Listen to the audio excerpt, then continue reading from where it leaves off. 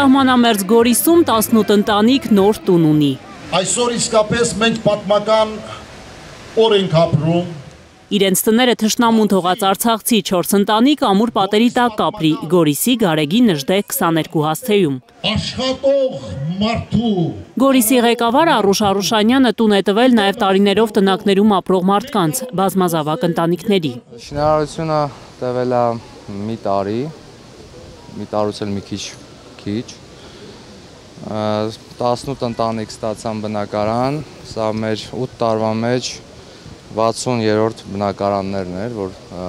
այս ընթացքում տվել ենք մեր քույրերին, եղբայրներին։ Հայաստանի դարպասը պահող մարդիկ պետք է շատ լավ ապրեն, համոզված է Արուշանյանը։ Շուտով եւս 40 բնակարանի շինարարություն կսկսեն, նախագիծը պատրաստ է։ Հույս ունեն 2026-ին այդ շենքերի կարմիր ժապավենները կկտրեն։ Մենք սյունեցի ենք, մենք մեր լեռների պես ամուր ենք, մեր արժեհամակարգում ոչ թե գրպանն է, ֆինանսական միջոցները կամ ավելի լավ պայմանների մեջ որտեղ ապրելը, այլ այս հողն է մեզ կյանք տվել, մենք այդ պարզ ճշմարտությունը գիտակցում ենք եւ այստեղ կարճած ենք մեր հողից եւ այստեղ էլ ապրելու ենք։ Այս հողն է մեզ կյանք տվել, անկախ ամեն ինչից, մենք էլ մեր կյանքը տալու ենք այս հողին։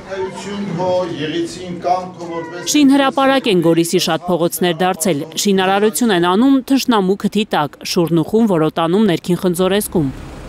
Չնայած գրեթե ամեն օր թշնամին թիրախավորում է Սյունիքի գյուղերը, մարզպետը համոզված է, մարդիկ կոտրված ապակիները փոխում են, փամփուշտներից ծակված տանիքները վերանորոգում, չեն ուզում թողնել իրենց տունը դուրս գալ։ Մյուս կողմից մենք այսպիսի միջոցառումներ ենք անում, այնպես ենք անում, որ մարզը հանկարծ ոչ մի վայրկյան իր դիմադրողականությունը չկորցնի եւ հույս ունենք, որ շատ կարճ ապագայում առաջիկայում այս խնդիրը կլուծվի։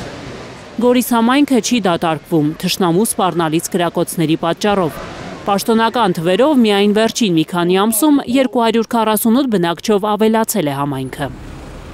Գանե Մովսիսյան, Սմբատ Ասլիկյան, Հայլուր։